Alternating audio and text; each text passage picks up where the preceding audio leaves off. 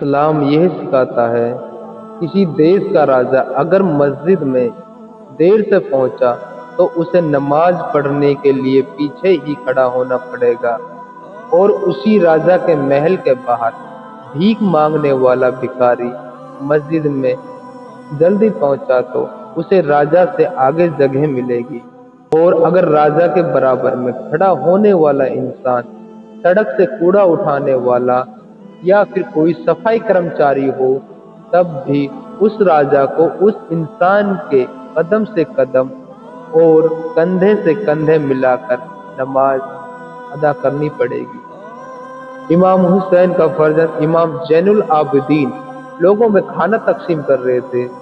ایک شخص نے کہا، کیا تم نے مجھے پہچانا نہیں؟ تو آپ نے فرمایا، میں تجھے کیسے بھول سکتا ہوں؟ جب ہم کربلا میں قیدی تھے تو تم نے ہمیں پتھر مارے تھے۔ اس شخص کی آنکھوں میں آنسو آ گئے۔ اس نے بھرائی ہوئی آواز میں کہا، آپ پھر بھی ہمیں کھانا دے رہے ہیں؟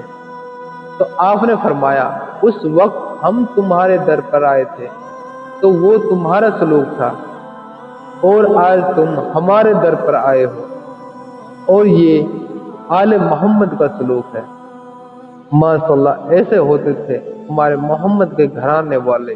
ایک مردے نے کیا خوب کہا، یہ لوگ جو میری لاش پر روتے ہیں، اگر میں ابھی اٹھ کر کھڑا ہو جاؤں تو یہ مجھے جینے نہیں دیں گے۔ چہرے پہ بے نوری اور گھر میں تنگ حالی نہیں ہوتی، نماز ہر وقت جو تم نے ٹالی نہیں ہوتی۔ چہرے پہ بے نوری، گھر میں تنگ حالی نہیں ہوتی، نماز ہر وقت جو تم نے ٹالی نہیں ہوتی۔ نماز پڑھنے کو اگر پیسے ملتے تو کوئی بھی مسجد کبھی خالی نہیں ہوتی۔